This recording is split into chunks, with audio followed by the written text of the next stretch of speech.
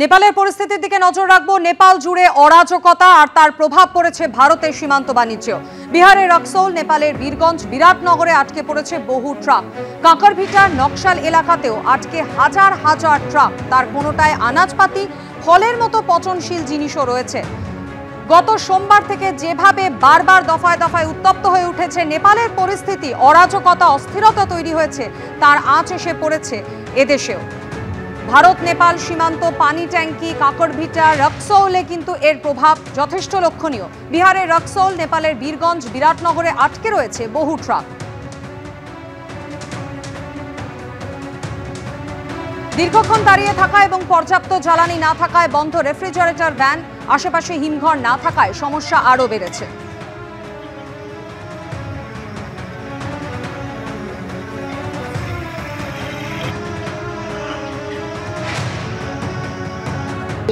Export সব জায়গায় খুব কম হয়ে গেছে। বাংলাদেশ আপনারা ভালো করে জানেন, বাংলাদেশেও আমাদের গাড়ি চলে, প্রচুর পরিমাণের একটা গাড়ি চলে বাংলাদেশে, মানে এক্সপোর্ট হয় আন্তর্জাতিক বর্ডার দিয়ে, কিন্তু সেইখানেও তুলনামূলকভাবে অনেক কমে গেছে।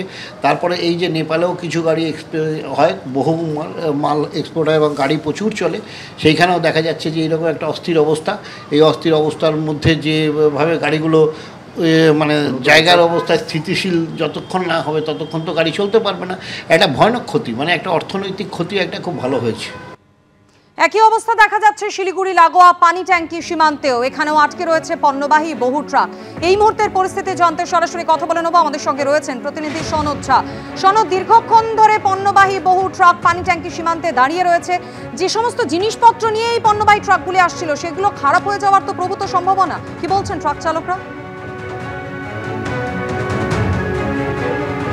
হ্যাঁ দেখো মাধুরী, গত 3 দিন আজকে 4 দিনে পড়লো, 4 দিনে এই যে পানি ট্যাঙ্কিতে প্রায় প্রচুর ট্রাক আটকে রয়েছে দুই পাশে, এক পাশে পানি ট্যাঙ্কির, এক পাশে নকশাল বাড়ি জায়গা, প্রচুর ট্রাক রয়েছে। একই রকম ভাবে পানি ট্যাঙ্কির উপরে যে প্রচুর ট্রাক রয়েছে। না শোনো, তোমার কথা ঠিক মতো এসে পৌঁছচ্ছে না। যদি তুমি একটু জায়গা পরিবর্তন করে আমাদের দেখাও পানি ট্যাঙ্কির এই মুহূর্তের পরিস্থিতি।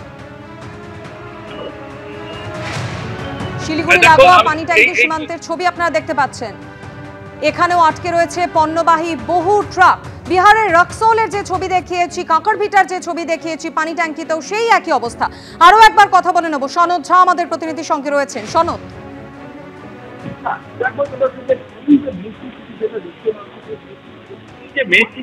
দেখতে পাচ্ছ যে মেয়েটি আজ কিন্তু অনেকটাই শান্ত। একবারে হচ্ছে কাঁকরভিটা, আরেকবারে হচ্ছে পানি ট্যাঙ্কি। পানি ট্যাঙ্কিতে দাঁড়িয়ে রয়েছে, একই রকম ভাবে পানি ট্যাঙ্কির উপরে কাঁকরভিটার দিকেও প্রচুর ট্রাক দাঁড়িয়ে রয়েছে। কিছু গাড়ি আজকে সকাল থেকে চলাচল করেছে ঠিকই, কিন্তু কার্যত পারা যায় যে এখন খুব বেশি চলাচল হচ্ছে না। গতকালকে কাঁকরভিটাতে প্রায় সমস্ত অফিস, নেপালের অফিস ভাঙচুর হয়েছে, র্যান্সাক হয়েছে। আজকে একেবারেই শান্ত রয়েছে, কিন্তু এই যে গত বিক্ষোভকারীর মধ্যেও দুষ্কৃতি চেতনায় কার্যত গতকালকে লুটপাট চলছে, যে কারণে আজকে যেটা থেকে সকাল থেকে কার্ফু দেখানো হয়েছে। কার্ফুর ঘরে কিন্তু একেবারে শান্ত, কিন্তু এখনো পর্যন্ত জনজীবন, সীমান্তের জনজীবন কিন্তু এখনো পর্যন্ত স্বাভাবিক হয়নি। স্বাভাবিক হতে সময় লাগবে, বিশেষ করে নেপালে আটকে থেকে ভারতীয়রা আসতে পারে। কিন্তু সবচেয়ে যেটা হচ্ছে যে এই যে ট্রাক আটকে রয়েছে, ট্রাকের মধ্যে নানা রকম আনাজ রয়েছে, কাঁচামাল রয়েছে, সেই কাঁচামালগুলোর কি হবে এটা নিয়ে খুব চিন্তিত হচ্ছে চালকেরা। এখনো পর্যন্ত পরিস্থিতি স্বাভাবিক না হওয়ার কারণে যাওয়া যাচ্ছে না, কিন্তু এরকম এক দুদিন আরো চলতে থাকে, অনেক কিছু নষ্ট হয়ে গেছে। অর্থাৎ পরিস্থিতি শান্ত হলেও স্বাভাবিক ছন্দে এখনো ফেরেনি জনজীবন। অবশ্যই এই পরিস্থিতির দিকে আমাদের নজর থাকবে। আপাতত ধন্যবাদ শোনো।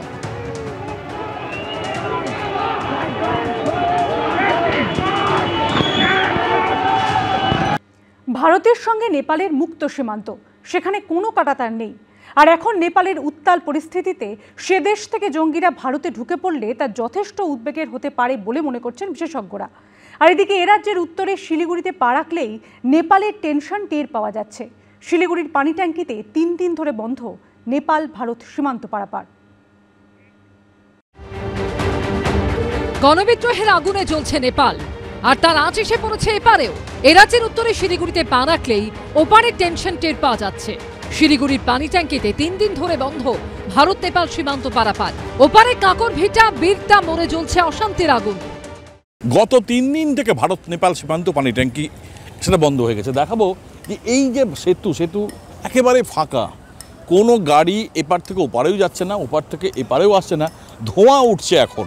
গতকালকেই ঠিক এই যে সীমান্তের ওপারে এক গাড়িতে আগুন লাগানো হয়, চালক গুলিবিদ্ধ হয়েছে, সেটা স্থানীয় চালক জানাচ্ছেন, এবং যে কারণে ওপারে গাড়ি আটকে পড়েছে ভারতীয় গাড়ি, সেই গাড়ির চালকরা কিন্তু এপারে ফিরে এসেছে। আমি গিয়েছিলাম কাঠমান্ডু, মানে অবস্থা প্রচুর খারাপ, প্রচণ্ড খারাপ।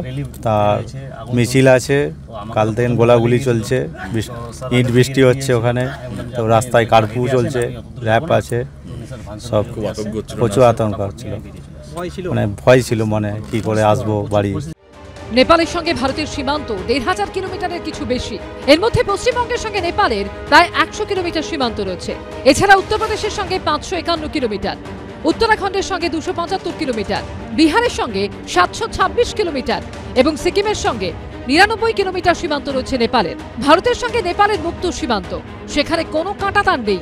দুই দেশের মধ্যে যাতায়াত করতে কোনো পাসপোর্ট ভিসারও প্রয়োজন হয় না। বিশেষজ্ঞদের মতে এই প্রেক্ষিতে নেপালের উথাল পাথাল পরিস্থিতির জেরে সেখান থেকে লোকজন ভারতে ঢুকতে শুরু করলে তা ভারতের জন্য খুব একটা স্বস্তির হবে না। खड़े हैं इंडो नेपाल बॉर्डर के गौरी फंटा लाइन पर। यहाँ पर जो नेपाल में धनगढ़ी में बवाल चल रहा है, लगातार प्रदर्शन उग्र चल रहे हैं, आग लगाई जा रही है। वहाँ हालात बहुत बुरे हैं, अंदर सरकारी अंदर कैंप में सब आग लगा रहे हैं, पूरा पब्लिक वहीं है, पुलिस प्रशासन कोई सब भागे जा रहे हैं, वहाँ कोई नहीं। পরিজনদের জন্য উদ্বেগে কলকাতার মহেশতলার নেপালি পাড়াও। সত্যি বলতে গেলে রাত্রে ঘুম চটে গেছে। ওখানে কি হচ্ছে না, গুলি চলছে, এই সব দেখে না আমরা এত আতঙ্কিত। আমরা ভয় তো আছে সবাই, আমাদের তো সবাই ওখানে, এখান থেকে ফোন লাগছে না, কদিন ধরে ফোন করছি আমরা, এসব হয়ে অনেক টেনশনে আছি আমরা। নেপালের যে বর্ডার সেখানে কিন্তু পাকিস্তানি এস্টাবলিশমেন্ট খুব শক্তিশালী হয়ে উঠছিল। নেপালের মাটিতে দীর্ঘ কয়েক বছর ধরে চাইনিজ লার্নিং স্কুলস, উইচ্যাটের মতো যে সফটওয়্যারগুলো ব্যবহার করা যায় কমিউনিকেশনের ক্ষেত্রে, যেটা নেপাল সরকার এখনো ব্যান করেনি। নেপাল একটা বাফার স্টেট, ওপর দিকে চীন আছে, তাদের কোনো সি এক্সিট নেই। এই পরিস্থিতি খুব সূক্ষ্মভাবে এবং খুব শান্তভাবে ভারত সরকারকে মেটাতে হবে। ভারতের দুশ্চিন্তার আরেকটা বড় কারণ রয়েছে। অতীতে বিভিন্ন সময় দেখা গেছে ভারতে হামলা চালানোর জন্য পাকিস্তানের জঙ্গি গোষ্ঠীগুলো বারবার নেপালকে কাজে লাগিয়েছে।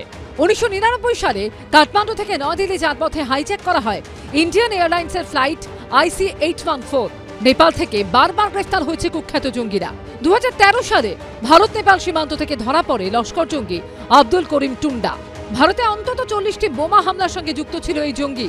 ইন্ডিয়ান মুজাহিদিনের সহ প্রতিষ্ঠাতা ইয়াসিন ভাটকলকেও 2013 সালে গ্রেপ্তার করেছিল নেপালের পুলিশ। ভারতের জাল নোট ঢোকাতেও পাকিস্তান বারবার এই নেপালের রুটকে কাজে লাগিয়েছে। ভারতবর্ষের সরকারের উচিত অর্থনৈতিকভাবে, রাজনৈতিকভাবে, সব রকমভাবে নেপালের পাশে দাঁড়ানো এই সময়, এবং নিজের সুরক্ষাটাও দেখার জন্য। কারণ চায়না একটা খেলা তো চলছেই, এবং সাউথ এশিয়াতে একটা বৃহত্তর শক্তির শক্তির পরিচয় আমরা পাচ্ছি বারবার রেজিম চেঞ্জের মধ্যে দিয়ে। ইতিমধ্যে অনুপ্রবেশ আটকাতে উত্তরাখণ্ডের পিথোরাগড়ে নিরাপত্তা বাড়ানো হয়েছে। এদিকে শিলিগুড়ি থেকে কাঠমান্ডু পর্যন্ত সপ্তাহে 2টি করে বাস চালাতো উত্তরবঙ্গ রাষ্ট্রীয় পরিবহন নিগম বা MBSTC। আপাতত সেই পরিষেবা স্থগিত করা হয়েছে। সনদ শাহ, সত্যজিৎ বৈদ্য ও পার্থপ্রতিম ঘোষের রিপোর্ট, ABP আনন্দ।